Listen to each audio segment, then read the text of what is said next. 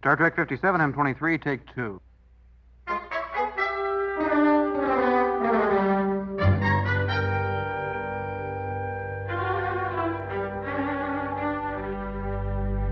It's the It's Got Star Trek podcast.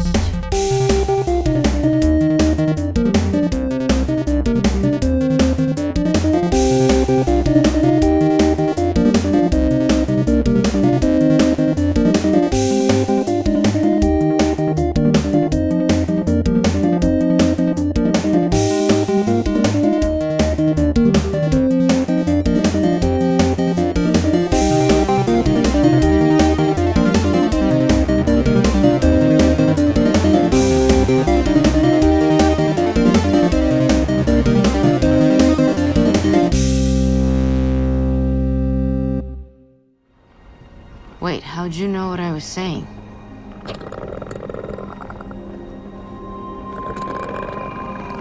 You understand me. Agree. You study your prey. Disagree. You want to understand your enemy. Agree. Let's try a different question. Do you like it here? Disagree. Second that.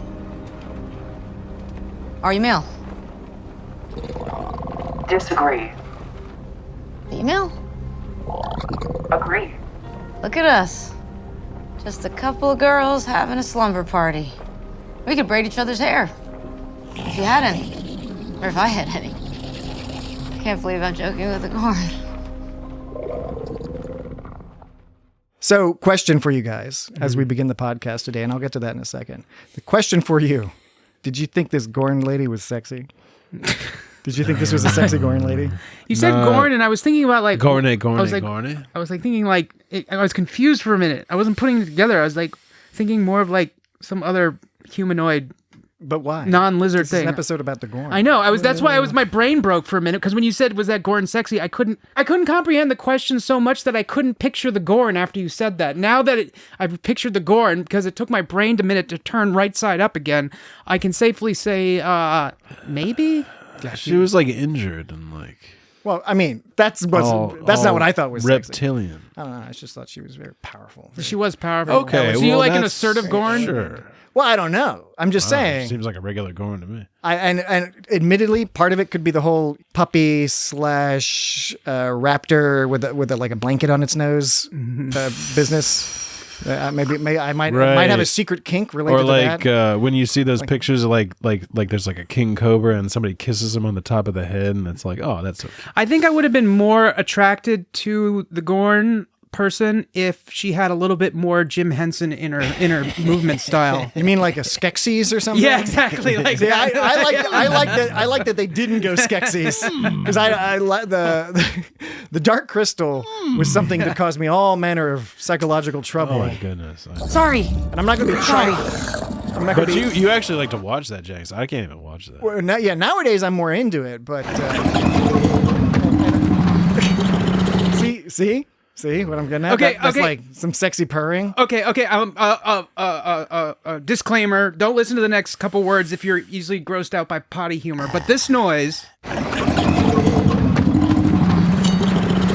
it sounds like somebody's cutting a big, gassy, nasty fart on the toilet. Like on the toilet. You mean the echoey? The echoey, like loud. It's like is that the worm monster? It's like when you have like like when your stomach's upset and you're like passing gas on the toilet in that way. Mm-hmm. That's what... In that way.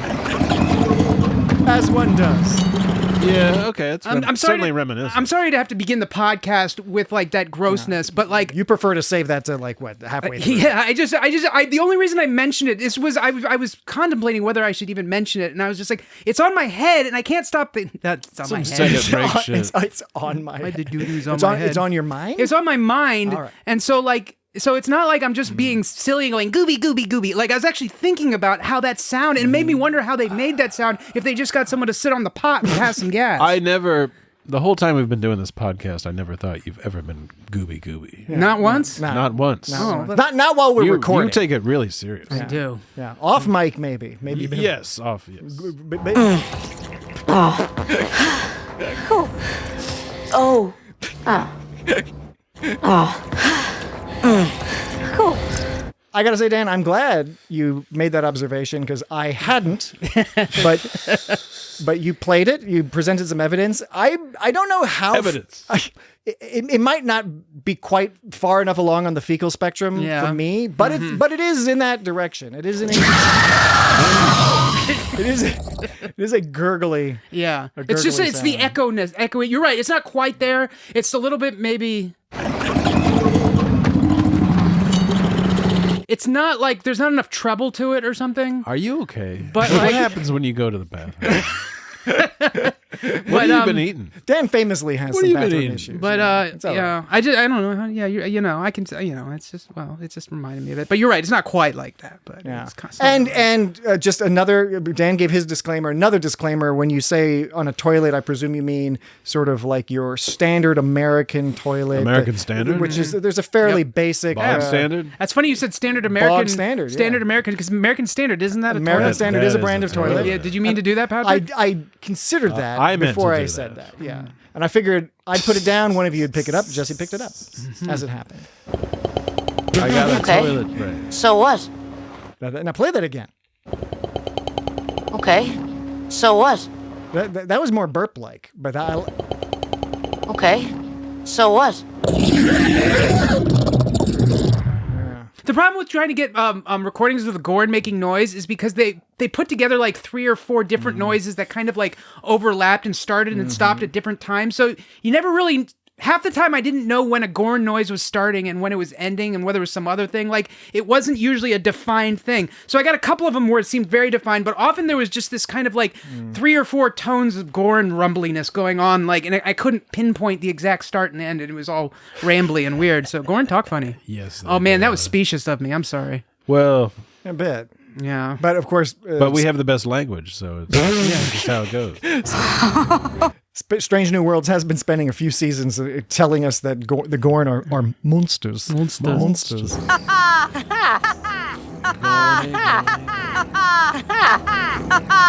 Oh, by the way, we will start the podcast. No, we won't. But we got a great comment on YouTube. Ooh. I sent it to you guys. I forget exactly what it was, but the guy was saying something. Oh, yeah, it's yeah. like, why is everyone yelling it all the time? And why are they playing so many sound clips? Yeah, I know.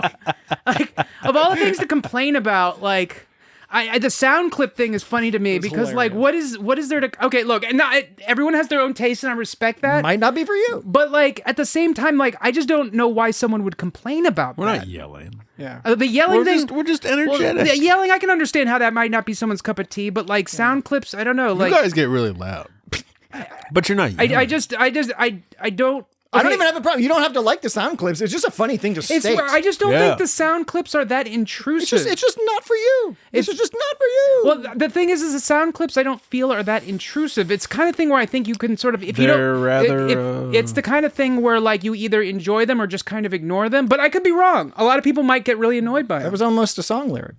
You enjoy them or you ignore them. You Yeah, enjoy them. almost. Slant rhyme. Yeah. Yeah. All right. Crap. So, hello Hi.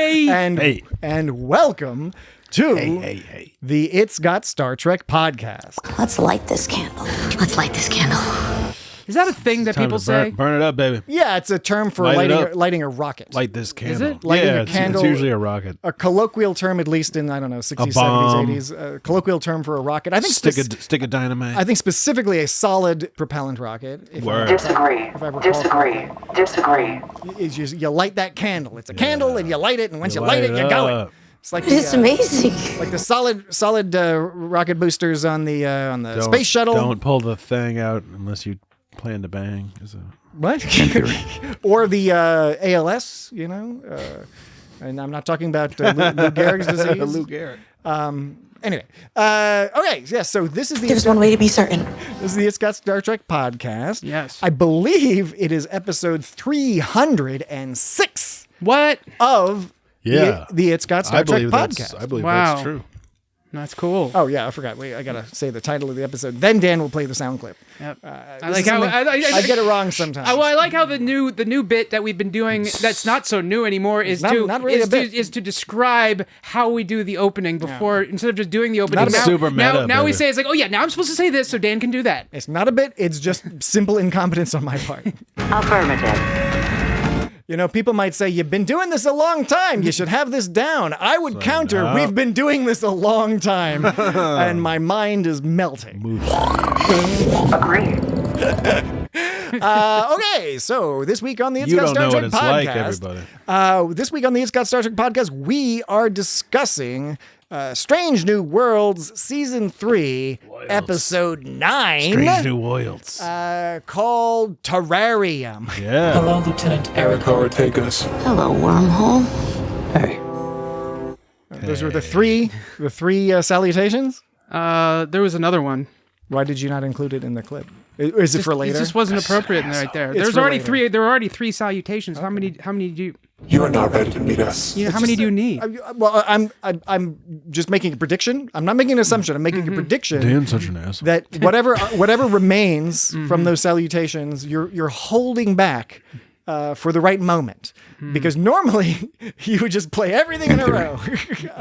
But it is possible. Something to look out for, audience. There's one way to be certain. Yes, just listen to the show. Certain. Okay. So we'll Odds are in our favor. We can do this. continue, whatever you want to call it, our discussion of Terrarium. Discussing Terrarium. Super Excuse Mario. me, I'd like the rotisserie chicken with French fries, please. So, first of all, it's Super Mario. after some... I love Mario. Remember that roommate? No, not roommate, but person who lived in my apartment building. Yes. And she was all like, we were all talking about something, and then I brought up Nintendo. She's like, "Oh, I love Mario." I remember that. I do remember. That's a good anecdote, Dan. Yeah. I love Mario. It's one of my favorite stories. Nothing wrong with if you say Mario instead of Mario. But Nothing it's just, wrong with it at all. But it is cutely charming. Yeah, it was bizarre. charming. It was more charming. I'm not making. It catches in your ear. And I you're like, wasn't. What did you say? Yeah, I wasn't making fun. I was noting the charm level was above average. Yeah. So I was a compliment, not a Where are disrespect. Oh, that was a compliment, not a disrespect. Not Gotcha. a- Okay. Oh, hell yeah! So, first things first. No. This is... Fine. It's this is a more... I can see how someone might get annoyed with all these sounds. I've been playing a lot of sounds recently, like now, so I can see maybe that's say annoying. the hell with it. I kind of get the impression you're almost doing it on purpose, cheekily on purpose to get back at that one Whatever person. that means. That one person who will probably never listen again. It's okay. Doesn't matter. Doesn't matter. I agree. I'm enjoying it. More sounds, less work for the rest of us. I know you're enjoying yourself, Erica, but playtime's over. So, this episode, it's important to note that in the vibe of the season has been controversial in some quarters. And I mean, like, quite literally controversial. Some episodes, last week's had some controversy. Some episodes have been more poorly received. Some have been very positively received, but there's been some discussion about the whiplash of tones going back and forth from right. I received this one well. Well, that's the thing. I think a lot of people, myself included, appreciated that while in some ways this was a very, again, bog standard plot. It's the enemy mine plot. Oh, yes, Yeah. absolutely. It's like TNG's The Enemy, of course, and we'll discuss more. There are flavors of TOS's Arena and stuff Yep. like that. Yes, it's standard in that sense. It's fairly predictable where it's going to go, but that standardness is kind of comforting. It's like a good old fashioned Star Trek episode. Chalk up another W for the home team. It's cozy. It's well performed. Ortegas is like probably one of my favorite characters on the crew. Absolutely, yeah. And it's cool that she had, an episode where she could totally be herself and do some crazy shit and be like, okay, I got this. I still got this. I can figure this out. It's been a long wait Now I know. for an Trust me. Ortegas I know what I'm doing. for an Ortegas focused episode, and I think a lot of people are delighted that we finally get to have something that focuses on this character and gives Melissa Navia like really awesome stuff to do. She's doing like a one person play basically, with a puppet and on a magic stage. I appreciated that. It was a little, it threw me off a little because like there was. there was a distinct lack of CGI to the Gorn, where in the past episodes there's Gorn was puppety. It was more puppety this time, and in the past it's been more CGI-y. If I'm remembering CGI. correctly. Yeah, no, I think you're right, and I like the puppet. I tend to prefer the puppet. I prefer the puppet play. Do you prefer the puppet play? Play the preferential puppet, politely pandering projectile. Ponder. And I'm just saying words with P. It's not even fitting together. Pistachio. Yeah. Pistachio nut. Pistachio. Macadamia. Ponder nut. the pistachio plight. Ponder the pistachio plight. Yeah, I prefer the puppet. It's just it was like a little jarring because I was having to be like, oh wait, that's a Gorn. Yeah, right. Because I'm used to it being all like CGI, like like that. So briefly, since you mentioned pistachios, and I apologize for this in advance, but I thought I'd mention it because I thought maybe you'll be amused by this, and maybe some of the folks. We need to keep trying.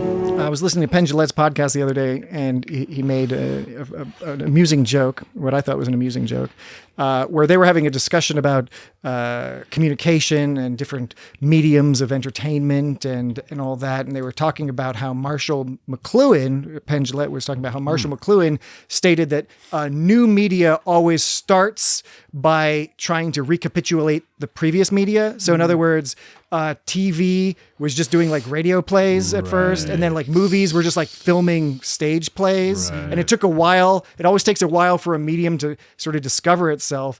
And then Penn said it's kind of like you have pistachios, and then what they do is they invent shelled pistachios, but they put in a bag that's hard to open. We need to be able to communicate. And he's like a vegan, so he probably eats a lot of pistachios. Yeah, I dig pistachios. Yeah, too. there's All right. good. Aside concluded.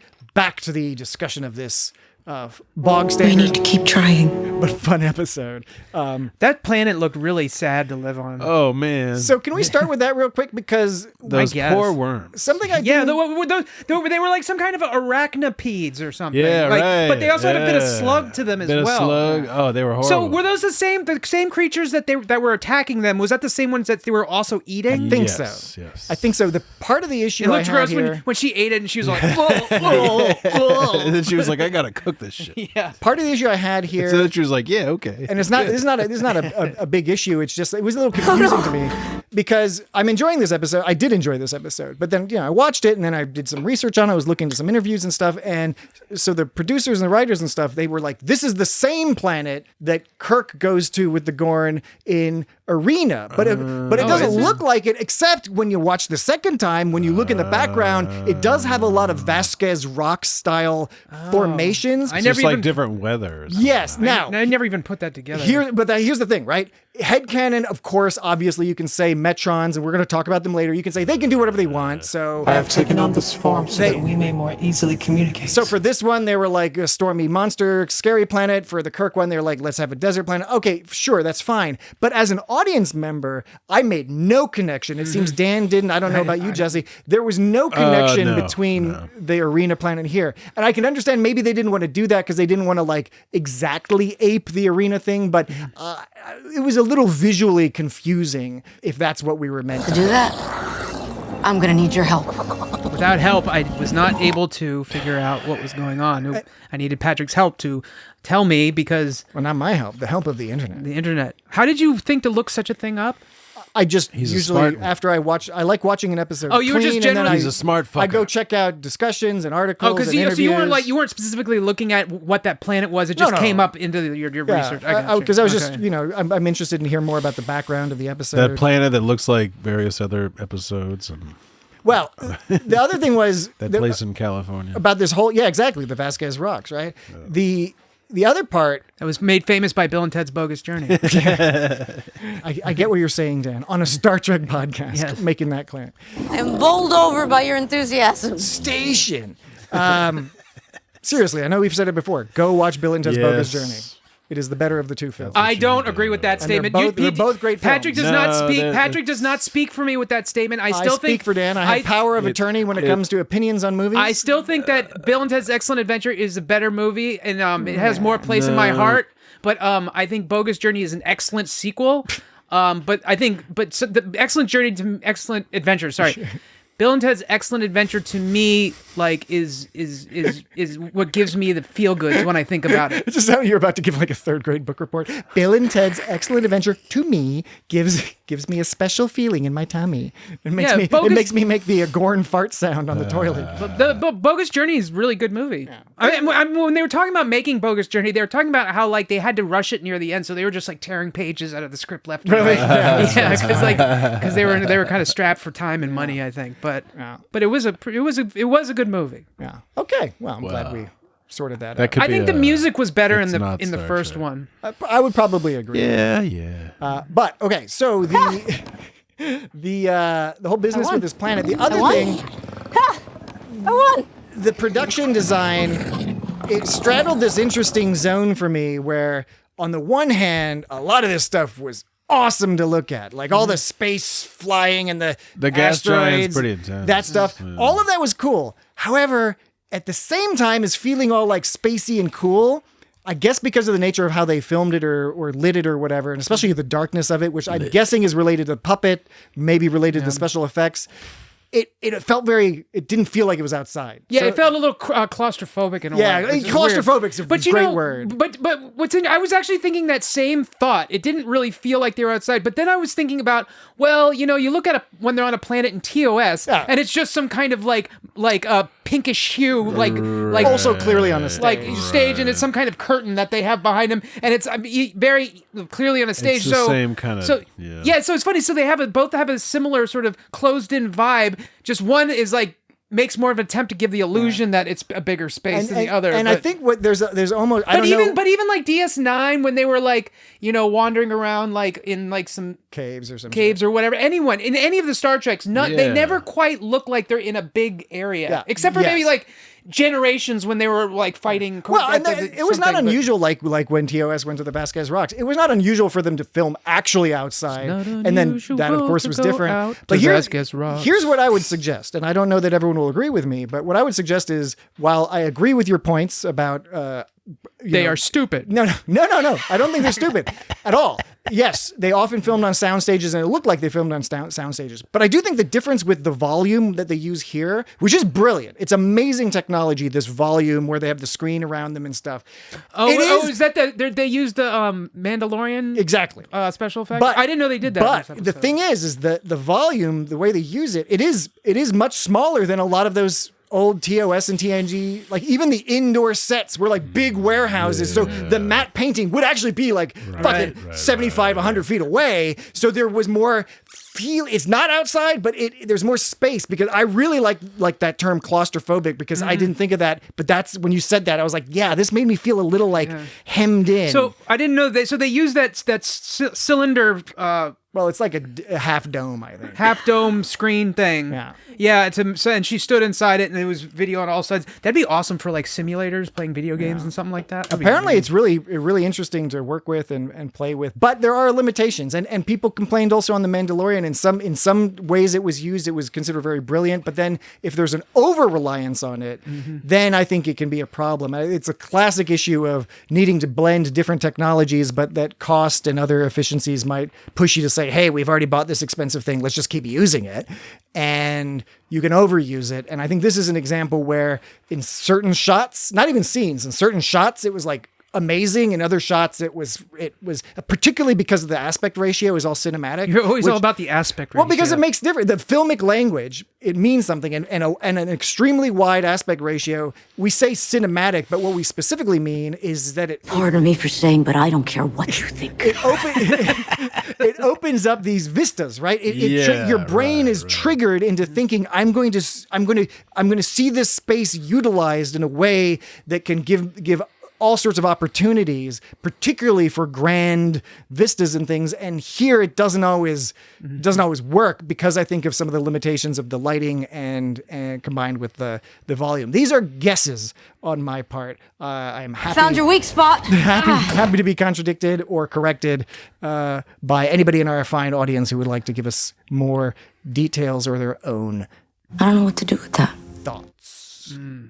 Things. All right, we'll add it to the list. The list gets weirder as it goes on. Things change. Things change. How was she? And she was all like plotting the orbit from space. I have to assume that she was using one of her like tricorder tools to like, because she was all talking about like, she was talking about the orbit. She's like, the orbit's not circular, it's a flat ellipse, but the perigee is way too close. Like, I don't know. She just used a rock. Yeah, right. That's what I'm saying. Like, how is she able to make all those calculations? That's Starfleet Academy. They teach all kinds of shit. How is she able to make like those kind of calculations just standing there without any tools? I assume she must have used some kind of like one of her tools to help her figure that out, because I don't know. She flies a spaceship. Okay, you let Patrick talk for so long without saying anything.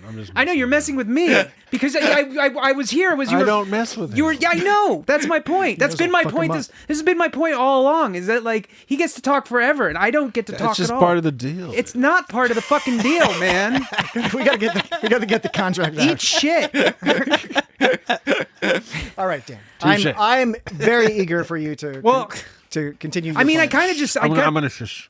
No, it's because I agree with you. It's all I was saying is that like I don't know how she was able to make those calculations unless she had some tool to aid her, which we can only assume she must have, but they didn't really show that. So I don't know how she was able to calculate its orbit and its and like perigee and apogee and like how soon it was gonna like land into the planet. I think she just eyeballed it. I think thermosphere. That's all I'm saying. Well, I think she just eyeballed it. I think it was cool though, like how she was saying, like it's gonna go through all that toxic shit. It's gonna bring it down on the planet. I was like, oh, that's pretty cool. I just don't know how she figured out all those calculations. Yeah, it's always nice when you have a little bit more plausibility. Yeah. As opposed to just like, oh, I'm just using a rock. Yeah. Obviously, we're just intended as the audience to be like, she understands, so we believe her. She's got to be right. Okay, cool. It's one of the challenges. It's one of the challenges that will be set up. Okay. Let's do it! Because she flies spaceships. Yeah. How did she know that Gorn was a pilot? I mean, she saw a helmet. How can you tell that was a pilot's helmet? Yeah, Also, like her sign language was like she was like pointed to the Gorn and then herself, and then she pointed up. And from that, you're supposed to gather, they're both pilots. That was a little. It could also just mean. Neither of us are from this planet. We're from somewhere else. Right, exactly. You came from out there? Yeah, I came from out there. I also thought, I was like, that sign language is not so good. Couldn't you do like this, like wiggle your hand like you're flying, or like flap your hands or something? I don't know. So are we... Or like this, or like, steering wheel or yoke. Steering wheel, right. And then like run around with your hands like wings, like, going. Although with the Gorn do that like they pilot their things like motorcycles, their little organic ships, and they're all like slurping around with their fingers. Right. So the Gorn lady could have, sexy Gorn lady could have done that. Motorcycle noises. Speaking of motorcycle, we saw her motorcycle again. That had 84 on it. Yeah. And I was thinking like, why does she even need a motorcycle on a starship? Like, how is she going to test it once it works? She's got nowhere to take it.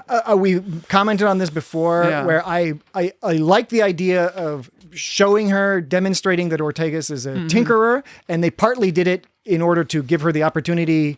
And in this episode, for example, it was visual language to set up that she is capable of doing these engineering feats that she does later, like when she makes the water condenser, etc. Right? That was really cool. That's smart. That's good writing to set up that the character can do this, and they mentioned it earlier in the season as well. What I'm less of a fan of is that it's like a 1980s or whatever motorcycle. I wish it was like some future tinkering. Well, thing. I mean, you think she'd make something that she could actually use on the ship. I think it's more about the fact that she's tinkering with something. It's not supposed to be something that she ever uses. It's just something to work on. But like, how are you going to know if it works well if you can't use it? Why you should just make something that you can use. I think Jesse's point is interesting though, because I can see. I mean, I guess maybe it's a thematic thing about the art of working on something specifically that you can't use. I mean, maybe it's the idea of putting together a model or something. Well, like that. It focuses her desire not on something practical, but on something on the act of fixing, not on the act of using. Right. There's not a goal. Yeah. You're just doing. So that I'm fine with. But still, can it be like a future motorcycle, like a hover cycle, like a fucking hovercraft?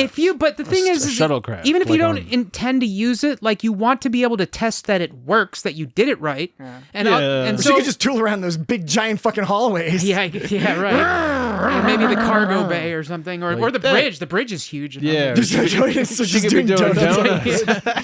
So again. So anyway, why doesn't everything have to be like contemporary stuff? I think that stuff is best used sparingly in Star Trek when it's like, oh, a regular old motorcycle, or like it's in like TOS when they or like It's remember some Tom Paris shit. remember like when Sulu finds a handgun, it's all charming. It's like, look at this charming, hilariously old handgun. I haven't seen one of these except in a museum. That's kind of funny. Belongs in a museum. Yes, indeed. So did that thing that was coming? So the planet, they were on the planet. Well, they were on a moon, I guess. They were on a moon. So and it was the gas giant was coming close to knock all that toxic stuff at them. Well, Is that the whole deal the with orbit it? of the moon went through the thermosphere. Some sort of That gas giant seems big. yeah, A little too big. A little too rough. That gas giant seems big. A little too big. A little too rough. See, Little too big. See, guy A on little too rough. guy on YouTube. This is why we play the clips. A little too big. A little too rough. Guy on YouTube. Guy on All right, what do we got? What do we got? We got a break. Yeah, we do. We got All a right, break. what do we got? We What do got we a got? break. What do we got? We got a break. All right, We so got a we break. got. What do we got? All right, what do we got? What do we got? I don't get it. All right, let's take a break, and when we get back, What do we got? We will continue our discussion of Terrarium. Terrarium. Be right back. Rotisserie. Enterprise, beam is up now. You're welcome.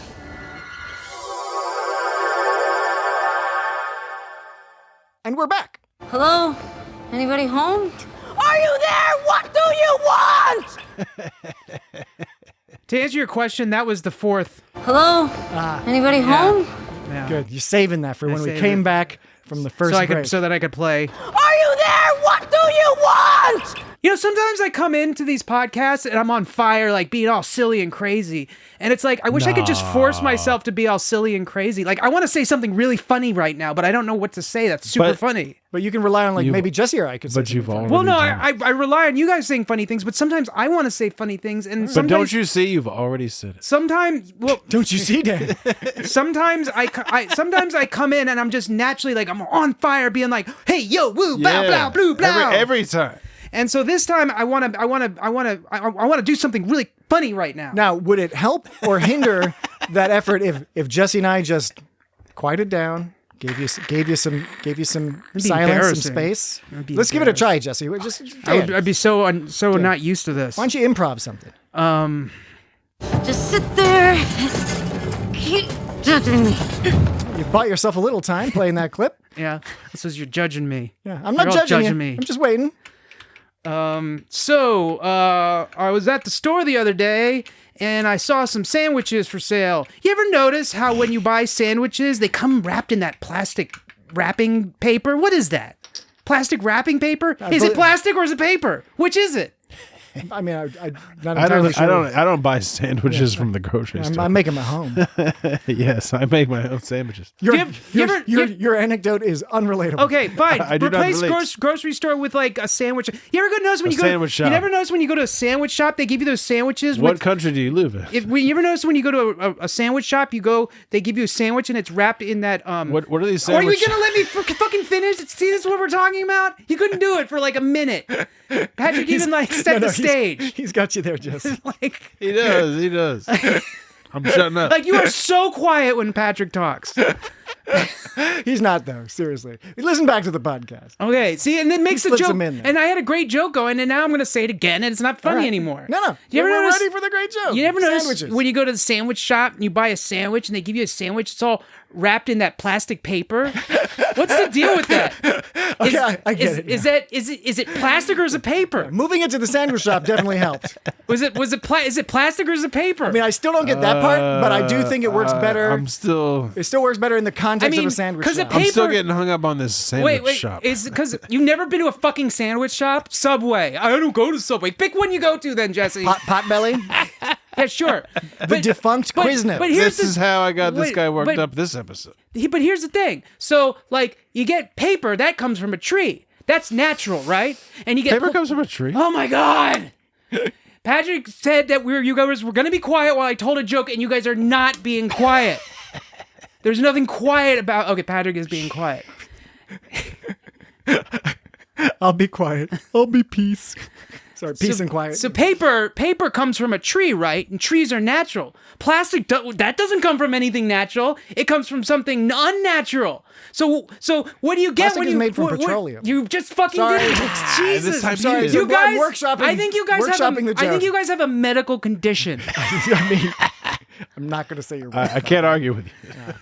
So you got something that's not natural from the earth like a tree, and you got something from plastic that's some kind of synthetic byproduct of something that maybe once upon a time was natural, but for all intents and purposes, it's not natural. So what do you get when you put something natural with something unnatural together? You get nothing, man. So when you go to a store, they're actually wrapping your sandwich in nothing. What are you going to do about that? Okay. What's the deal? Hopefully you can eat that. Was that a funny joke? Hilarious. That was my tight 5. It wasn't quite 5. Well, it was 5 with all the peanut gallery comments here. Tight 45 seconds. No, with all the comments from you guys, I think this was a good 5 minutes. But where did you buy the sandwich? It doesn't. You're getting hung up on the wrong shit, man. Jesse gets hung up on the particulars from time to time. I'm sorry. Haven't you ever fucking bought a sandwich from a store? Haven't you ever bought a goddamn sandwich? The Italian store. Potbelly.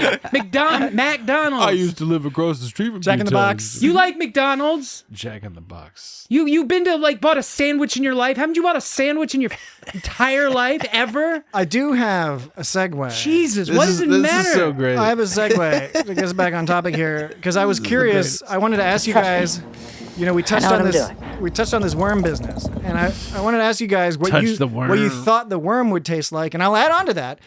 What do you think would make for a good worm sandwich? One of these. What did you call it, Dan? It's probably like a big shrimp. I was calling it an arachnipede. An arachnipede, which is a horrifying. Yeah. Arachnipede. I'm not scared of spiders. I'm not scared of millipedes or centipedes. I'm not into this whole arachnipede. It's probably a nice white meat, like a funny shrimp. I've probably mentioned this before, but as a kid, I used to be terrified of those cave crickets that you'd get in your basement. Yeah. And now I see them standing on my bathroom wall while I'm using the facilities, and I'm just right up in your basement. No, but I'm just saying hi to them. I'm like, "Hey, buddy, what's up?" They don't scare me anymore, even though they're creepy crawly, kind of like a spider almost. Yeah. They've never really bothered me. I used to be so scared of them. I don't know what happened, but one day I just started they're like my friends now. I don't know what happened. It's just a détente of some sort. Yeah. I give up. I don't like it when they get too jumpy. Yeah. And I'm trying to I think that's what weirds people. I'm trying to do something on the toilet. Jumping around. What weirds me out about those things is when they jump, when they land, it makes a noise when they hit the ground. That weirds me out a little bit. They're big. They're loud. Pretty meaty. They make them meaty. Meaty. You could eat them. Pretty meaty. You could eat them. It's not bad for the right reasons. Are meaty. So we were talking about Star Trek at some point. What's Division 12? Is that like Section 31? That was my next note. Whoa. It was interesting. Fucking right? A. And I was trying to rack my brain, and honestly, I forgot to look it up. I intended to. If there was a previous reference to Division 12, looks like Dan might be checking it out right now. Maybe he's checking on Memory Alpha. But yeah, you kind of thought wouldn't that be a Section 31 thing? Facebook post from 1 week ago, someone is asking about what Division 12 is. So yeah, this is like a new question. And they wouldn't, in theory, they're not supposed to know about Section 31, so that's why you wouldn't bring up Section 31. Maybe Division 12 is like their X-Files or Warehouse 13. Maybe Division 12 is a play on Warehouse 13, which was a television program, I believe, on the Sci-Fi Network. I never saw it. The Lone Gunman. People said it was good. Oh, is Division 12 the military unit that Mbenga was in or something? Could be, maybe. Oh, maybe that's I sounds vaguely believable. I shirked my podcasting responsibilities. No, I'm thinking of Protocol 12, which is like the drug that he took. Oh yeah, the super drug. Protocol. Wow, what is Division? So let's see what the AI says.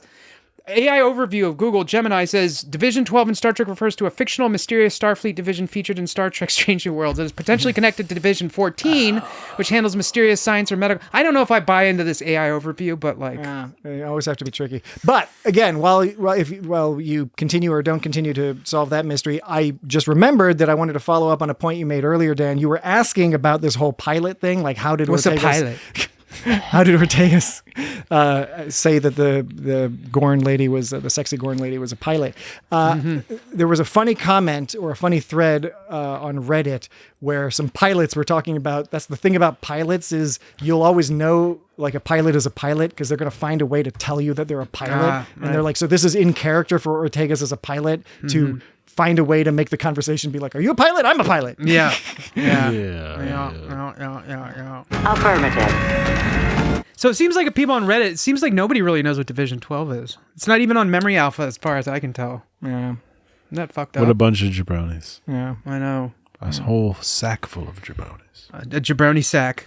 Jabroni sack. Put your jabronis in a sack. Let's see. Sucker. What else we got here? I've got all sorts of stuff. Who's that picture of that kid she had at the beginning? Was that Beto? I think it's Beto, Beto. yeah. Beto. And then, of course, she had the piece at the end indicating that the sexy Gorn lady was now a part of her Yeah, family. I didn't. The first watch That's through. the thing she didn't eat. The first watch through, I didn't notice that. I was just like, why are they showing that picture of that kid again? And it was like, I thought there was something significant. Is this a kid that died? And then the second, You're like, why is there a turd on the shelf? And then it took me till the second time to be like, oh yeah, that was the fucking piece she got from the Gorn. I felt This is a game, not a food grade. It was sweet. I like how the Gorn got all hurt when she was like, I'm not gonna eat that. And the Gorn was like, come on, man, come on, you serious? Another very enjoyable thing was the board game playing, right? Yeah, That's a great shorthand for showing people, especially with a language barrier, finding a way to communicate, share their culture. I wonder if really cute. I wonder if she felt insecure because that Gorn could already beat her at chess. But then she beat the Gorn at the But board. that she did. that Gorn game looked tight. It looked like that board was awesome. It looked kind of like nine Men's Morris or something like that. It was weird. Or maybe the German game Mensch ärgere dich nicht. I won.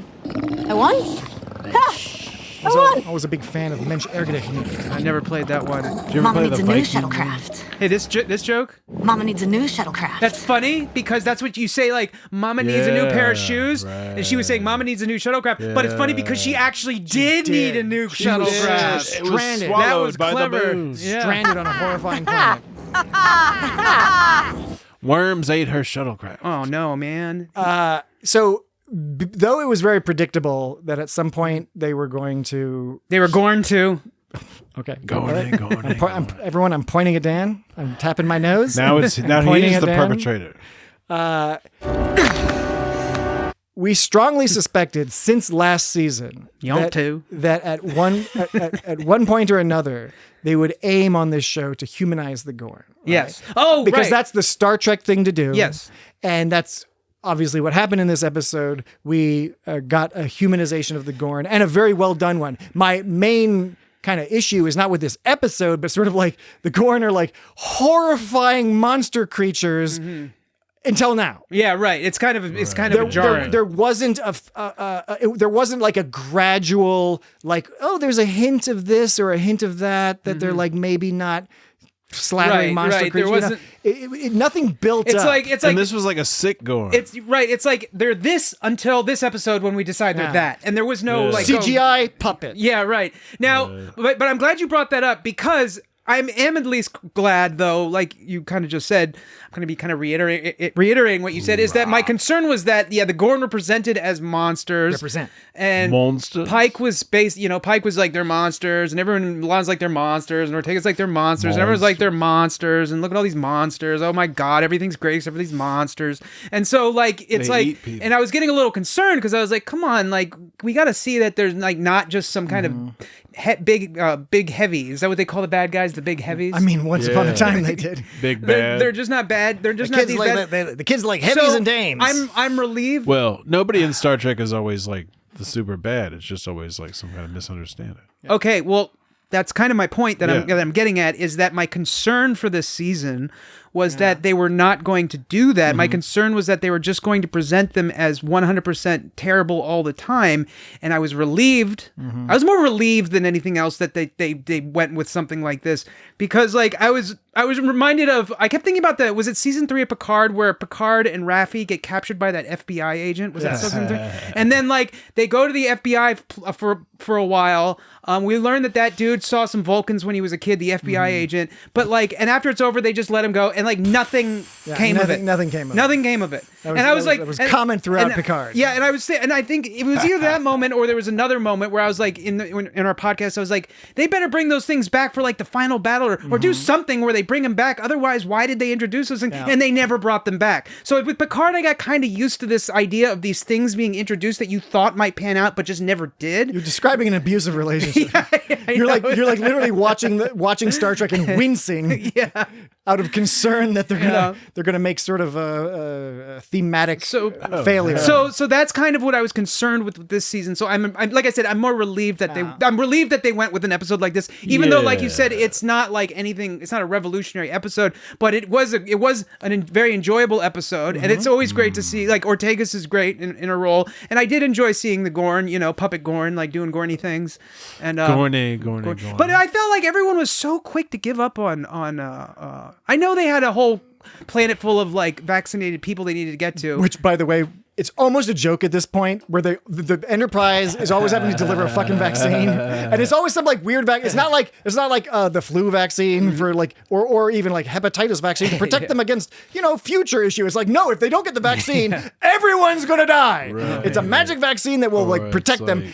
But or some kind of special like quadritriticale. But the vaccine thing, it is almost a joke, but it is great because it's shortcut. Again, we've talked about it's a literary device. The D would do that shit too. The D, the A, all of them. All of them Enterprise. All of them, this Enterprise. But my point being, the reason it works is because they need a time pressure. Yeah. And you could come up with a million time pressures, but so many would be easily dismissed by the audience because they'd be like, fuck that, I want to save my favorite character.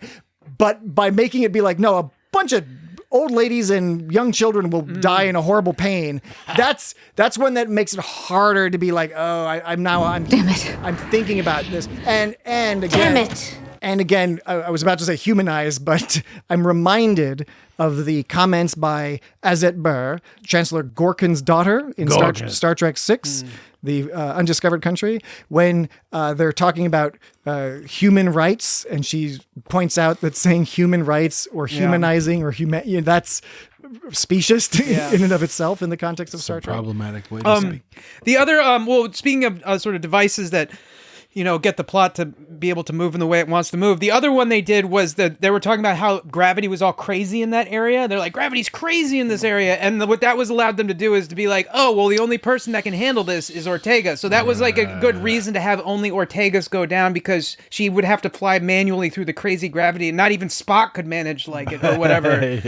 So that's how they were able to like make it like, so it was just her. Right. Now, luckily the gravity wasn't crazy on the moon. Yeah. It was perfectly normal gravity. So, like, I guess we're to assume that the Gorn got sucked into that planet for the same reason that Ortegas did. We don't know how long the Gorn was down there for. And I guess we're also to assume that the Metrons set it all up. Yes. Like, that's why the wormhole appeared. Who knows if it was even a real Gorn? I mean, if it's all a setup. I don't know how I feel about, like, I guess it's a real specimen. Using the Enterprise as a wormhole stop to keep it open. I mean, it was kind of interesting, but like, I'm fine with. I mean, I didn't have a problem. It's just, I thought it was an interesting idea. I just was like, that's pretty fucking far out. But whatever. That was, it's like whatever. It's like yeah. For me, I had a bigger problem with the inclusion of the Metrons. I think it was unnecessary.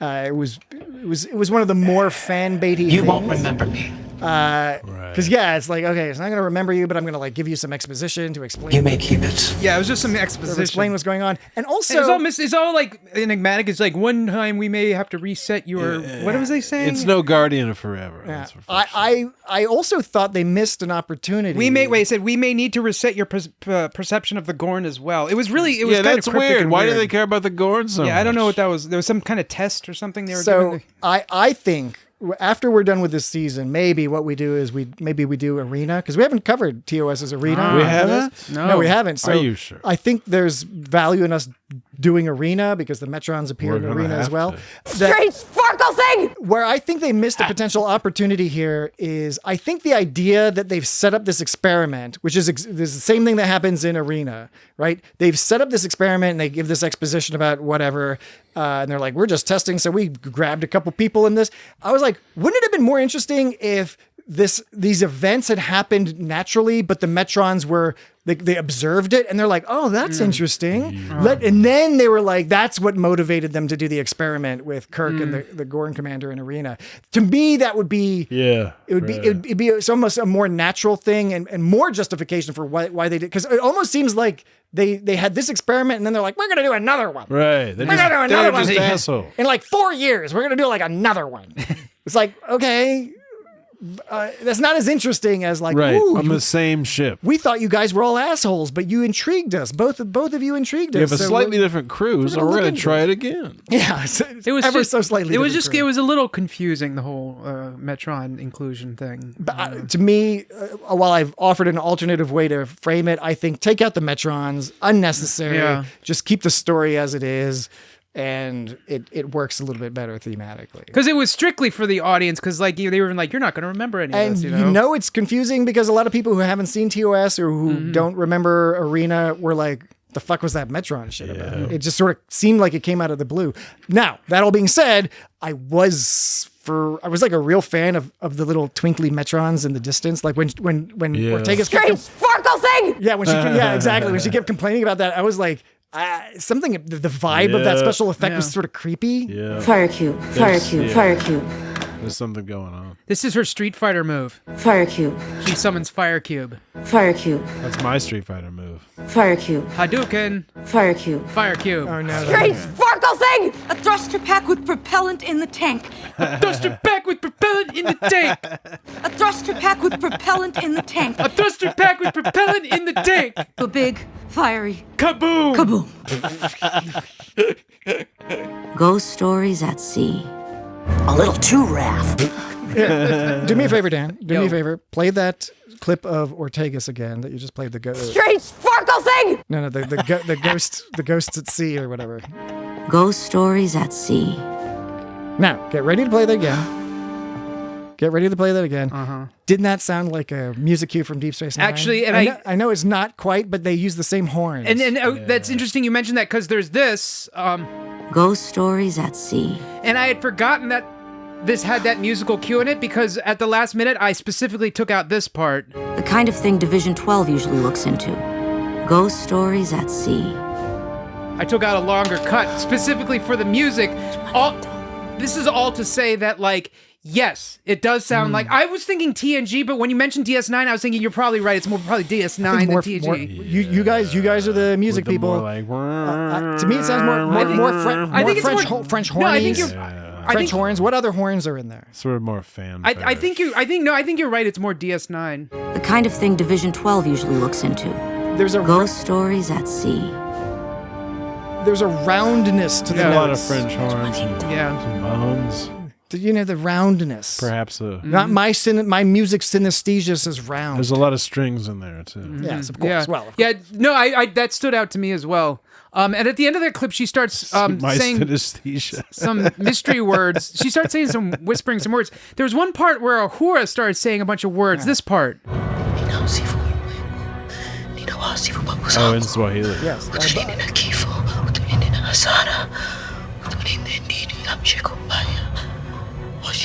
But like, was that like a reference to an earlier episode or something? I agree with Jesse. My assumption was she's just saying something in Swahili, maybe a prayer or something. I had the subtitles and it said speaking in Swahili. It didn't say what she was speaking, but like, and it was understood that she is from a Swahili speaking. Yeah, but it seemed okay. I mean, I just thought it was like the way it did it. It almost seemed like it was a reference to something else that occurred in this season, but it wasn't. Not really. necessarily. Not necessarily. My presumption is that the intention, though perhaps not fully well executed, but the intention was to show, okay, when somebody is reverting to their first or native language, that's an indicator that shit's going down. Yeah. Is Swahili supposed to be like her native first native language? It is. She's from Kenya. Yeah, and I had a Dr. Mbenga, I believe, also there was speaks in my elementary school. There was a teacher. She was from South Africa, and she was teaching us some Swahili words. Njovu means lion. That's all I remember. Njovu means lion. Good. That's all I remember. I don't know enough about languages I think, to know if they speak Swahili in South Africa, but maybe they do. Well, I'm not saying that she. It could be disconnected. I don't know. She could be from South Africa. She was from South. Yeah, it wasn't And, like. Yeah. It's the same continent. Yeah. What do we got? Indeed. They got zebras. That's what they got. mean, that's the assumption I had. Did you was it her that said she goes I'm gonna get you so much data it's gonna be coming out your ears? No, that was Ortegas that said that. Yeah. I like that. That was a great interaction because Spock just like deadpanned her and looked at her, and she's like, He's just got pointy ears. She's like, "It's an expression, you know that, right?" And he just like looked at her real fucking hard. And then weren't they all goofing on him? Like, did you see how Spock was looking at? And he was like. Sorry, my whole train of thought just got wrecked. I didn't even mean to do it. No, it's okay. I was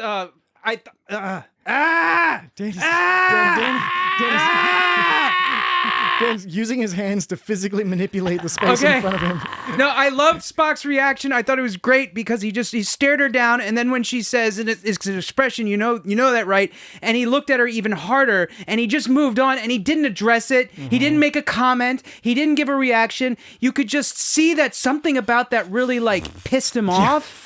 But like you're not really sure why, because like it's ears. They always make jokes about ears, but they weren't even joking about his ears. They were just talking about ears instead of. So he's so sensitive that he was probably like, they're saying that because of my ears, and he should have said that out loud. Should have been like, did you say that because of my ears? Because then Ortegas could be like, no, I wasn't saying it because your ears. It's just an expression. But he apparently didn't know that expression because if he did, he wouldn't assume it was about him. Right. Anyway. Well, I don't know that he assumed about him. I think he was still aggravated that he wasn't getting to go on the fun science adventure. And then a minute later, they fat shame him.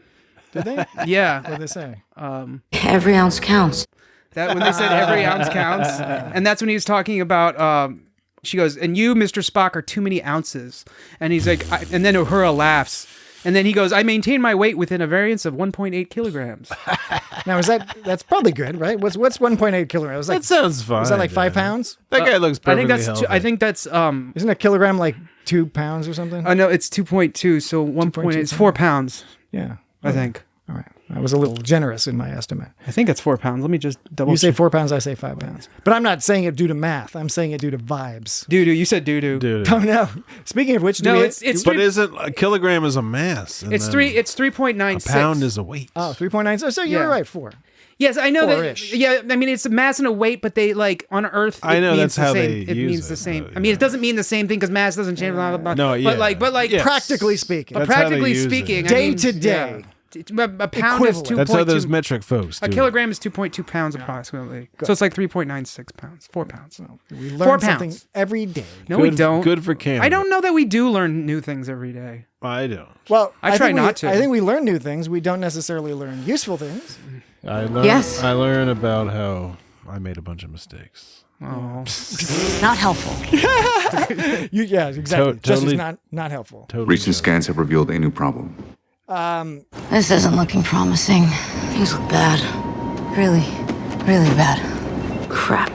Ethan Peck does a great job. Exactly what you're talking about, in Dan. Throughout the whole series, of course, but I think particularly this season, he's a really great guy. They've given him a lot of different things to do, and I know variable opinion on what's been successful and not. But he's been great at what he's been given. Yeah. He's done everything they've asked. And this, those little looks that he give, they're not the same as what Leonard Nimoy would do, but they fill the same purpose, right? So it's a slightly different vibe. He's got his own vibe for Spock, but with the similar kind of thing, sort of like that quiet, constant frustration with being surrounded by all these ridiculous people. He's young Spock. How long was she supposed? Because they were talking about the wormhole, like is known. They were talking about wormholes are supposed to like they're supposed to be like really volatile, and it said it'd been non-variant or something for like 46 hours. Yeah, I think the idea is normally they're kind of like come and go. Yeah, right. But like makes me wonder, like, so how long was Ortegas on the planet? Was she on there for more than 46 hours? Like.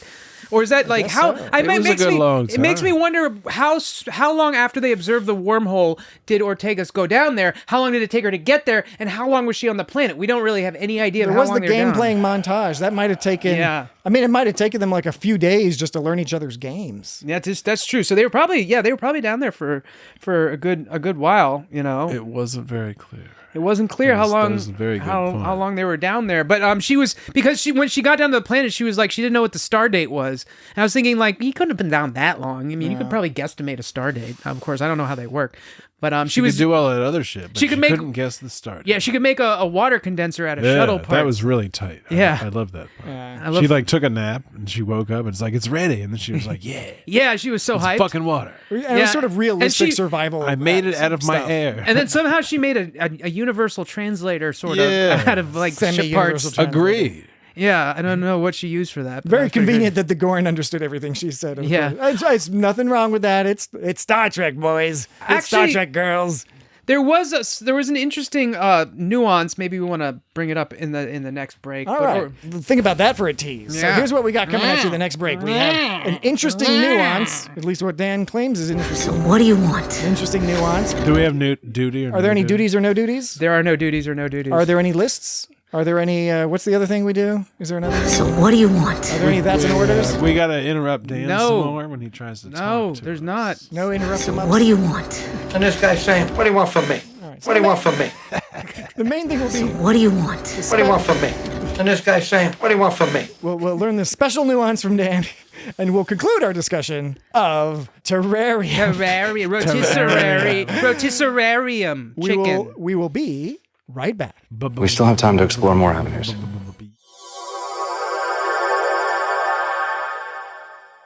And we're back.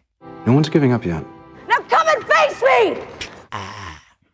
Let's do it. Okay, let's do it!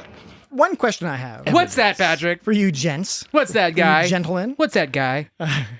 is did you notice? Why is Captain Pike such a snack? Just one question. Did you all notice how much expository ADR there was in this episode? A lot of instances, and if you get a chance to watch this again, pay attention. A lot of instances where you don't see, you see Ortegas from behind or whatever, and it's like, it's a good thing that this thing happened because otherwise the plot wouldn't move forward as clearly.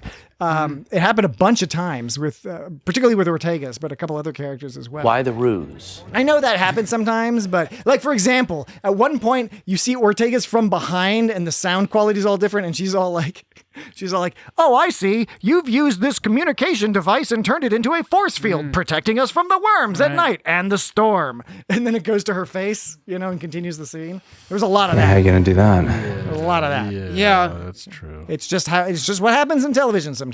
Yeah, it's like they don't always like. I don't know if that's like some kind of network note or whatever that's saying like the audience isn't smart enough to figure out what you're doing. It's like you have to tell them it's a deflector shield. It's like I can figure out it's a shield because this thing goes whoop and like the things bounce off of it. You don't need to tell me it's a personal deflector shield. My impression was exactly that, Dan. My impression was that these ADR lines were for the purpose of clarifying the plot for the audience, perhaps in a way that was unnecessary because of studio notes.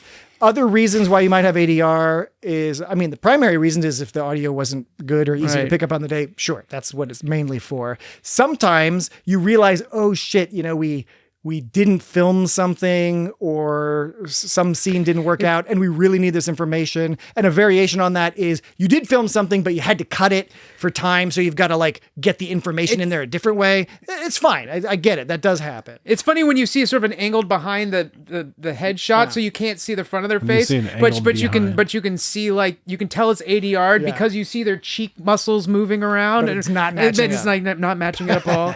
I was that part when Ortegas was like, I just killed us. when she blew up their deflector thing. I wasn't clear what happened there because she like did her fire thing. She cast fireball, but then it made her blow up and go backwards. The atmosphere hadn't been filled with fire juice yet, had it?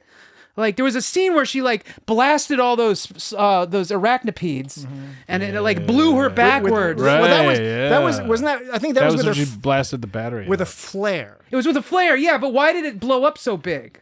Because I know that like the atmosphere. Well, no, I know the atmosphere. That's how they created the SOS was because they made the atmosphere catch on fire, which is crazy.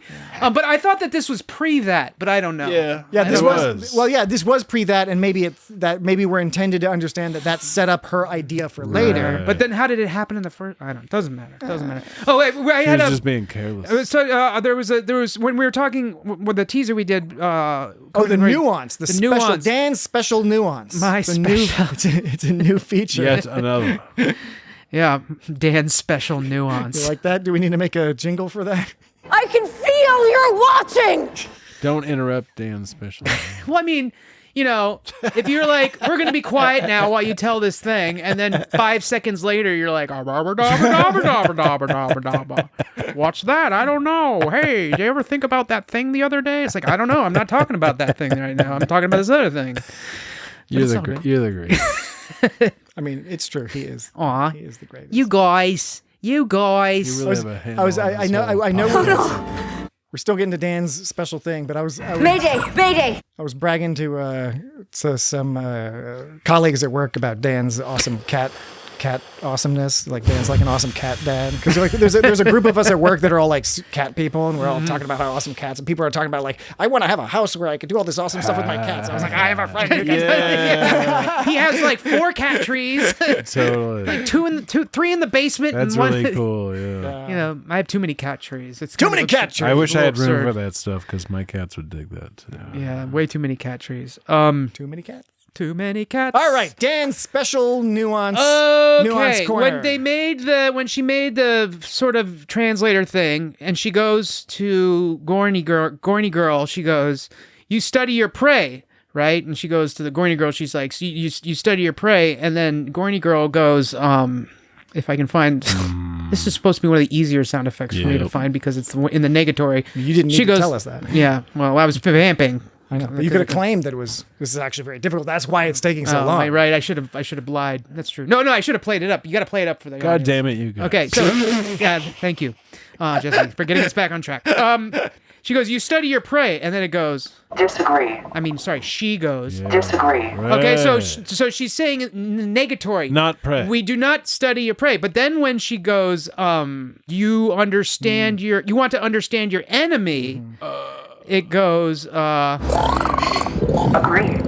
So it doesn't want to study the prey. They want to understand your enemy, and there's an interesting subtle difference there because it's almost like the Gorn is showing her like it's saying like you're still a fucked up asshole, but she's not gonna eat her. But the Gorn's saying you're still like a fucked up asshole, but we hold you on a more even level of respect almost. Because when you say someone's a prey, it's like you're gonna eat it. Yeah, we're just chasing you down. We're gonna get you eventually. But when she says you're our enemy, she's treating like with more respect. Like we're griefing you. You're griefing us too. You know. Sometimes that's a pretty high honor to be somebody's honored enemy. We're gonna figure you out. Yeah. So I thought it was interesting that they decided to include that distinction in that conversation because they really didn't need to. But like I thought it added a nice bit of texture to like the relationship between them. Well observed. Yeah. Right on, Dan. I wholeheartedly agree, and that was a very good nuance. Isn't it great when we let you finish what you're talking about? It's so great. Yeah. That was Dan's. That's another. You all the goddamn time.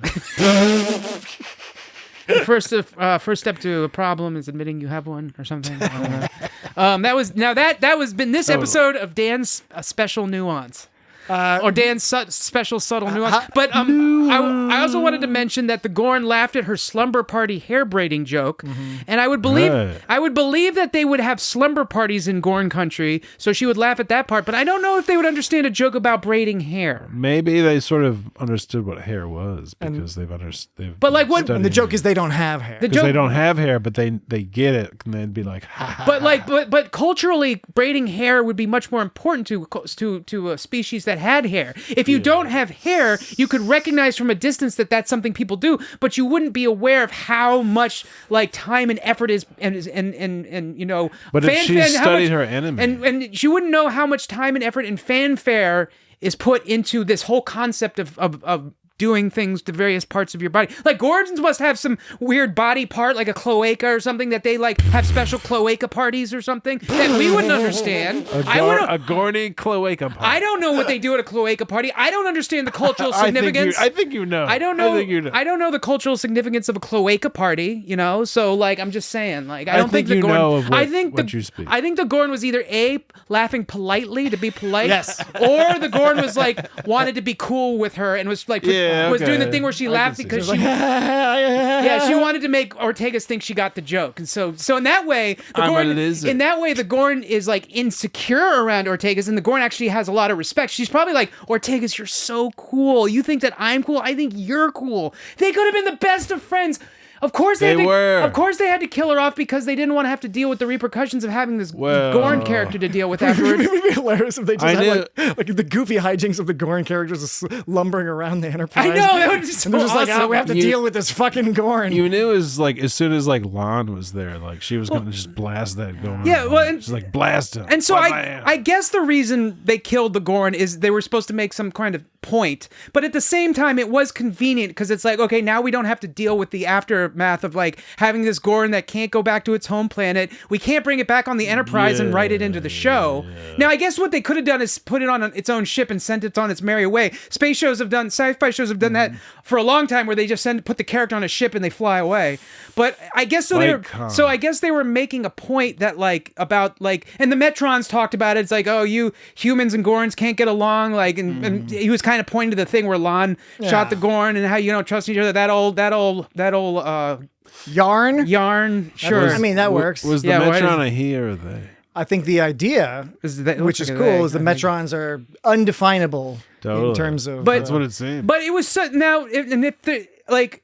That ending, I will say, I was really bummed out when that Gorn died. I mean, even though it wasn't surprising that it happened, really sad. It was a credit to the puppet acting and especially to Melissa Navia for creating the connection with the monster puppet. Yeah, the monster puppet. No, I was like super sad about that whole thing because she promised her she was gonna like Ortegas like broke her promise and it was like because she was like, you can come back to my ship and we'll like be happy together, and she broke her promise. I think my friends killed you. I think quibbles aside. The mark of a good episode is if it can instill in the audience that if it can evoke or elicit, let's say, elicit's the best word. Elicit Navia?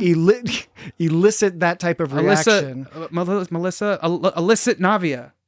To elicit that sort of emotional reaction, particularly for a monstrous cloaca party going lizard creature. Cloaca party. That is. Why do you think they have cloaca? Impressive. No!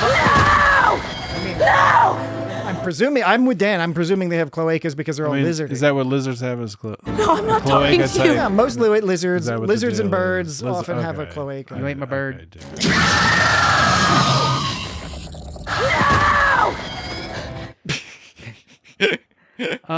Sorry.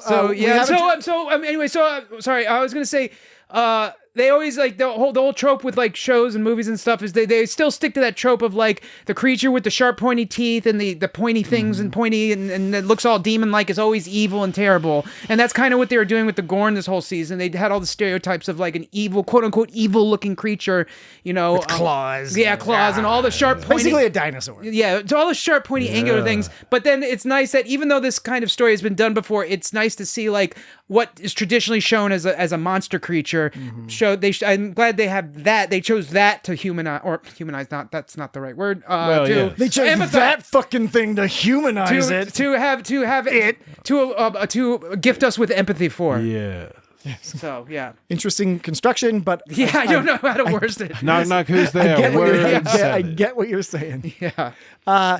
Yes. What we haven't discussed much is the horror part. We touched on it. I'll touch on you. The he will. Horror, like straight up like faking data. Dan, you were getting close to it. You sure about this? Because earlier you were saying like, man, everyone was eager to be like, oh, I don't know, I think she's fucking gone in the wormhole, and Uhura was the main person driving. Now Pike was like right there with her, but eventually, he was with her the whole time. Well, but he also the whole time he needed somebody to say there's a chance. Yeah. Whether it was Uhura or Spock or whoever, he didn't need that. Whereas Uhura was like, no, I'm 100% positive she's alive and we got to try. Yeah. So Pike revealed that he was with her the whole time. Yeah, but he wasn't willing to reveal that. Like you said, Patrick, I think he needed someone to sort of push him along. And Una was just like, we got to go. Yeah. I like it when he was like, I'm the second best pilot on the ship. Yeah. Oh yeah. Yeah. I couldn't tell what the joke was there. Was nobody ever said that. That's another studio note. Was that a joke that like was she saying that when she goes, never heard that one before? Was that her saying like you say that all the time, or was that her saying like no, you suck as a pilot, you crash all the time? Like what was the joke? Here's my imagined order of events, and I have no way to confirm this. Likely, we'll never be able to confirm this, but watching through this episode multiple times. This is No.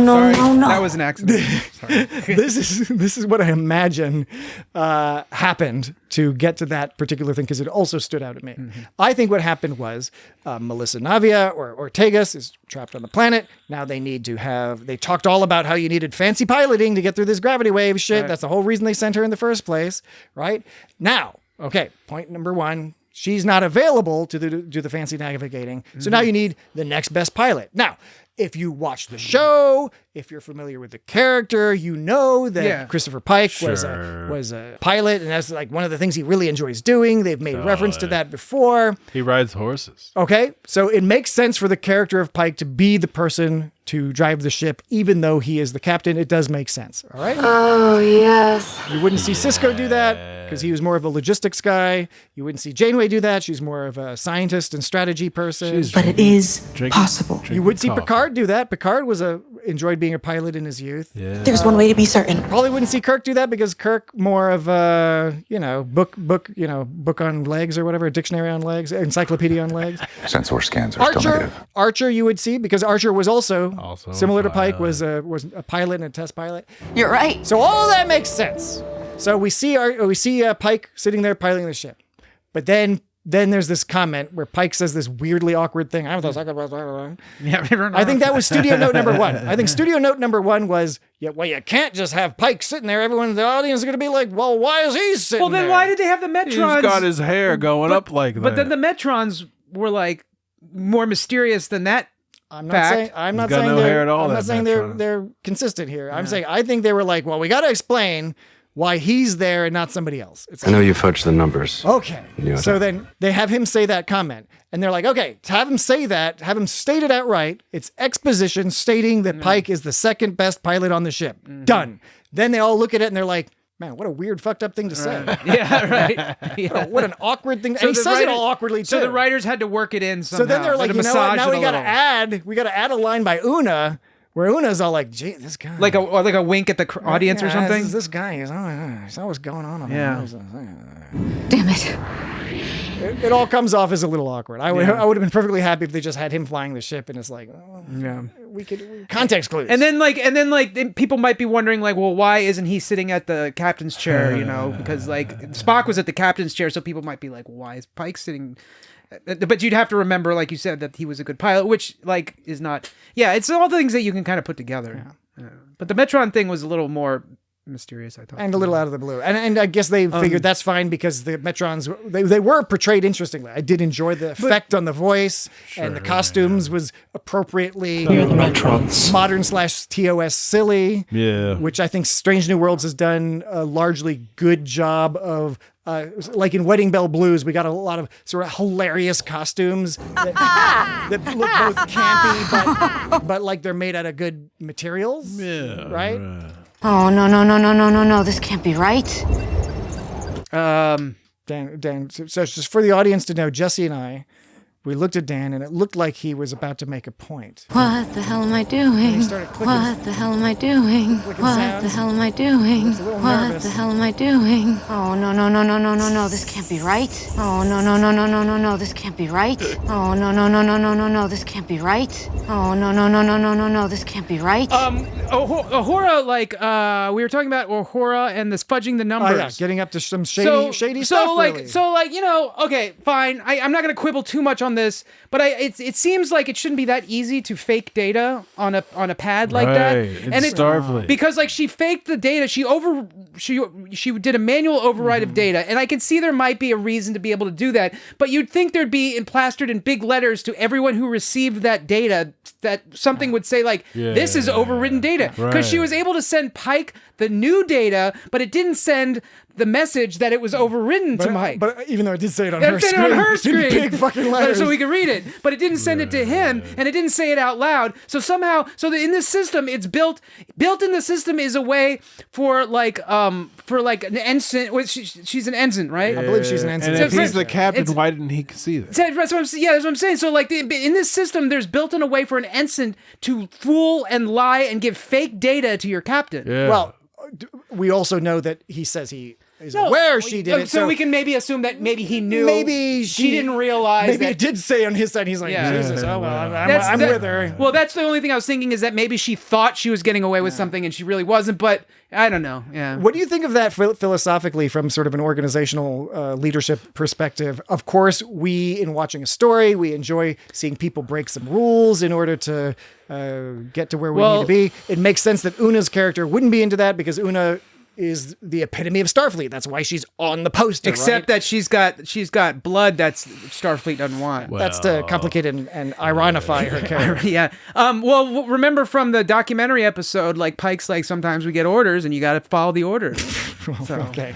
Well, good point. It seems that, except sometimes we see a lot of evidence that Pike really, really cares about individual crew members, and he's just not going to leave anybody behind if he can help it. Yeah, I'll he's got to be sure. Like they gotta know that she's gone, or they got to keep looking for her. Yeah, I'll chalk up to the documentary episode where he's like against breaking rules. I'll chalk that up to he's on camera, and so he couldn't like reveal to the world that he was breaking. That's the only way I can headcanon that one. But yeah, like because and to Ken Forey, like he went to do the Battelle thing when he wasn't supposed to, and this like he allowed Uhura to like break the rules and he didn't tell her. It was weird though that he didn't tell her until the very end, which is kind of bizarre. Like, I mean, I guess I don't know why he was allowed her to keep like thinking. Like, what if Uhura was like, oh shit, it's SS-57. I guess we can't do it. You think he'd be like, nah, well, fuck it, we'll do it anyway. Like, presumably he would have, right? Because he was like, I was gonna try this no matter what. Yeah. What if it was like 45%? So I don't know. I don't even know what this metric means, by the way. But okay, so it was just a made-up metric. When he didn't call her out on it immediately and went with it, like, why didn't he tell her immediately? The only thing I can think is that he wanted to like maybe have her take the blame if it all went to shit. Wouldn't it be hilarious if he was just like, I didn't know anything about it. I didn't know nothing about it. By season 5, we're just like, man, this Christopher Pike is a piece of shit. Right? We didn't realize it at first, but like when you get to know him, Jesus. It's not bad for the right reasons. I was low-key annoyed that I was low-key annoyed Siddig that Ortegas did not throw the paper airplane. Oh yeah, I know, right? She made a paper airplane, didn't throw it. She did not throw it. That's stupid. And I don't know, maybe that's some pilot mythology, like don't fly it because it's like because she presented as a totem to say that they would be safe, and it was true for her. Didn't happen to be so true for the sexy Gorn lady.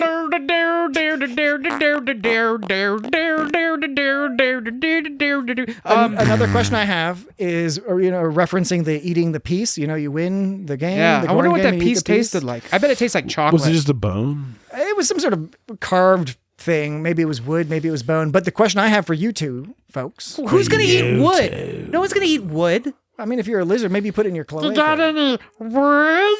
What's that from? Is that from Bobby's World? You got any wood? Full House. Yeah, Jesse's right. It's from Full House? It's Dave Coulier. He's that woodchuck creature. You got any wood? That's right. But it does kind of sound like, hey, I'm Bobby. Yeah. It sounds like the same it's similar. The thing where you kind of close your throat up. Constrict your throat up. That's how I make my cat sounds. You constrict your throat. That's my cat. This is my cat noise. Sabe espantoso. Willie. Hey, Willie. You got any cat? There's our kaboom. A big, fiery kaboom. The question I have... Don't worry. I'm going to get you so much data, it'll be coming out your ears. I'm on the other side of a freaking wormhole. If humans had the same rule... If humans had the same rule for games, which popular board game do you think would be the most problematic if you had to eat the piece as the winner? Axis and Allies. Do you have to eat all the pieces? Yeah. It's like in Risk. What do you... In Risk, do you just get like a belly full of plastic pieces? Yeah, I mean, how many pieces? I don't know, because you remove them from the board when they're... Monopoly. That's all little, so that wouldn't be so If you bad, did some kind of Warhammer battle where you only played with like giant... Warhammer 40K, if you only played with like giant tanks... They're all spiky. If you only played with like giant tank battles, so you had like this big giant fucking piece of pewter or whatever that was like... 6 inches by a foot long, and you had to like eat one of those things. What about if you're playing Magic the Gathering and you have to eat your opponent's deck? Well, you could do that one card at a time. Yeah, a couple of wouldn't be so cards at bad. a time wouldn't be so bad. Monopoly pieces wouldn't be so bad. Yeah, they're little. What about Mousetrap? Although that's not your opponent's thing, right? That's like the board. Oh my god, Mousetrap. What about Mr. Bucket? I don't know what that is. Mr. Bucket, buckets of fun. You never know Mr. Bucket? Mr. Bucket. I remember buckets of fun. I remember the song, and I remember that there's. I don't remember what the fuck Mr. Bucket was. It was a bucket that like spat ping pong balls out, and you had to like put the ping pong balls back in its bucket head. And it was like, "I'm Mr. Bucket, buckets of fun." Hi, guy.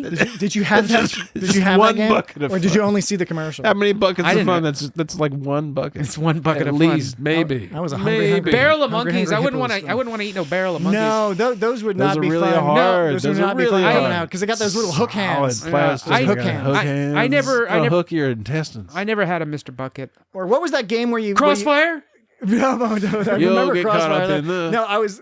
Yeah, the Crossfire. Or like that, or there was a submarine game where you put submarines on either side, and you had these little disc shooters, and you'd like That make game the was submarine awesome. pop. Yeah, That game was huge. it was huge. Yeah, that any it of those was pieces so would suck to awesome. eat. Yeah, that was cool. There I was thinking about the. They had like crazy rubber band things. Yeah, that would yeah, yeah. You could blast those Yeah. pieces across. And they would go flying off. The where you pieces have, go you have flying off. the little plastic spike things. You pull them out like the long pointy sticks, and like you like don't Pickup sticks. No, but it's like Jenga? they're all like in a plastic thing, and then stuff is in there, and you have to take, Parcheesi? you have to take turns pulling it out. Pachenko. I think I kind of know what you're talking about.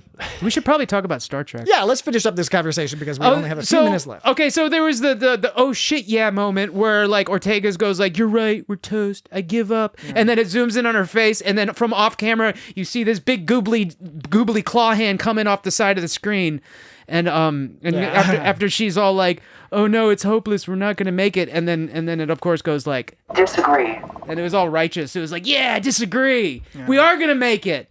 Because the whole thing is she kept saying agree, disagree to normal stuff, and she's like, "Oh, we're not gonna do it. It's terrible." And then the hand comes and it's like, Disagree. It was pretty heroic. it was like, yeah, it's like, yeah, disagree. Yeah. You disagree with that statement because you are gonna make it, and that's after the whole time the Gorn was being all grumpy about all their shit. Oh, it was also funny when the Gorn didn't like that fire cube and she just threw some sand at it. It's just being all It's like I gotta cook. I don't dig this cave monster sushi. I know, right? There was that noise. So that was the she didn't like fire noise. the end of this episode, as we mentioned before, is really upsetting. Yeah. When the sexy Gorn lady gets killed. Sexy Gorn lady.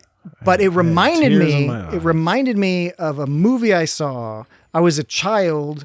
I was visiting my grandmother in Austria, watching some TV show. I don't remember if it was a TV show or a movie. I don't know if it was a German or Austrian TV show or some other country dubbed. I really can't remember. But what I vividly remember about it was like about some farmer guy or something who made friends with, I want to say like an otter or a weasel. And like the whole thing was about this guy becoming friends with this, like palling around with this weasel. Is it animated? No, it was a live action. Weasel. And at the very end of this movie the or animal show, dies, doesn't it? The otter thing is like running through a ditch, and there's just some guy who's like digging a ditch, and he sees it, and he just fucking takes a shovel and just fucking kills it. That's why I don't watch fucking movies or shows where a kid befriends some kind of animal because the animal dies at some point. And I don't know what the lesson was. Like Rats of Nim or whatever. Oh, yes. That shit's fucked. Wait, was this a kid that made friends with the ferret creature? No, it was like an adult Okay, dude, either I think. way, like any of those movies, whether it's whether it's a show about a cop who has a canine dog, like police dog, in the end, inevitably the dog they all die. I hate those. But that movies. image is in my mind since my youth, and this brought it back. And that's so. And I have no idea what the movie is. So if the- anybody out there knows what it is, let me know, because I would love to be able to look it up and be traumatized again. Yeah, and that's even worse because at least in a lot of those other places, the animal dies heroically. This is unceremoniously chopped in half with a shovel. Yeah, and you don't see it, but you see the guy do the shovel, and then the aftermath of the guy being like, "No, he was my friend," or whatever. Oh God. Yeah, it was very upsetting. I'm afraid to watch any movie that stars like some actor and an animal because they might not die, but there's this off chance it will die. You don't know. You don't know. You don't know. I think there should be a section like in where it says animal movies where the animal doesn't die. That should be its own genre. Yeah. Feel good animal movies where the animal lives. Speaking of which, there's a new movie coming out that I forget what it's called. I think it's called like Good Boy or something. Good boy. I think it's a brilliant premise. Good boy. You're a good boy. Brilliant premise. We'll see what the movie ends up being. But I really like the premise. The idea is that a guy and his dog move into like this house, and the dog sees fucking terrible ghosts. Holograms? And the dog is like running around like trying to protect his master and like communicate to his master like that there's these demons in the house. Wait, is this a live action? This is a live action new movie. Is it does the dog talk, or do we hear its thoughts? I don't No, get it's like a horror movie. And that's what makes the idea, like, because you can imagine, like, there's so the dog's just going around going. Well, there's like imagine like a movie. That's why I like the concept, because the idea of like not being able to speak, not being able to communicate that you're trying to help a loved one and you can't communicate to them. That's a nightmare. I can imagine that being a really interesting horror movie. But what's fascinating is that because a dog's involved, the director has come out and said, he's like, it's not a spoiler. The dog is fine. Don't worry about it. It's a scary, horrible horror movie, but the dog is going to be fine because otherwise nobody, because like you said, Dan, nobody's going to go watch that movie. That's all I want to know. Premises. See, I'm as you guys know, like I'm big on like avoiding spoilers. I think I'm so sensitive to spoilers, things that other people don't think are spoilers, I think are spoilers. Yeah. This is the one quote unquote spoiler that we can't talk about shit around. I need to know beforehand if the animal dies, and I don't care if that's a major plot point, because I just won't watch it otherwise. When you said that, so it's kind of like the movie The Bear or Benji the Hunted, where it's like the animal don't talk. Dude. You remember Benji the Hunted? Yeah, dude. Yeah. Fuck that shit. All right. Anyway, we gotta close things down here. You don't get it. I totally get it. And it's terrible. You're a greedy son of a bitch. I think a really great episode. Where would I stay? Star Trek, great episode. Yeah, Strange New Worlds. it was a good episode. I was happy with this episode. Entertaining, and very again, good. wonderful opportunity to showcase Melissa Navia's skills and talents, Her chops, and the character her of Ortega, acting chops, which is great. All right, so next Storm's over. Or next episode, we will be discussing the season 3 finale of Star Trek Strange New Worlds 3rd season, which is called, what is it called? Like Zuby on the Doob Doob. Strange New, it's called like New Worlds and New Planets. Strange New Worlds. Playing a ship while you're in the space. Yeah, something along those lines. Yes! Here's the situation. These people fly spaceships. The situation But it is possible. We do have, there's some host travel, host travel going on that's going to prevent us from recording at our normal time. I know, we're gonna be, this is gonna be doubly delayed. We're already delayed a week as it is. Now this will be double delayed. You do have to wait a little bit longer. We really get away with it. We'll try to pop some other content up on the feed for next week, but the following week will be our fulsome discussion, and because of the extra time, we'll make sure it's an extra special good one.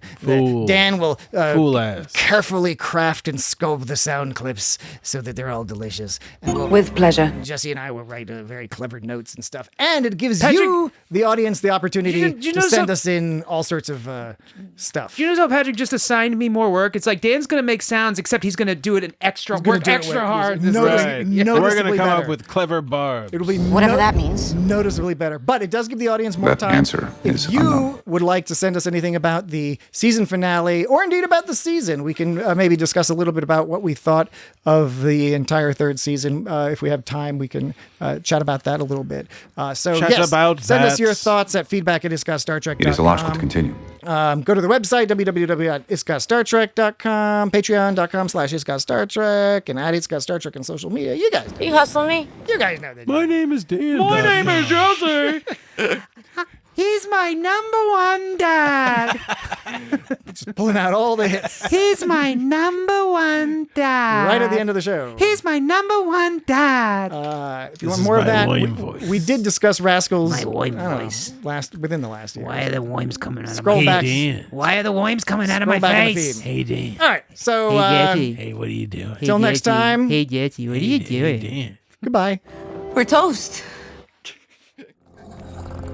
You want me to eat it? Is that what the winner does? The winner eats the final captured piece? Agree. No, I don't agree. It's a game, not a food group.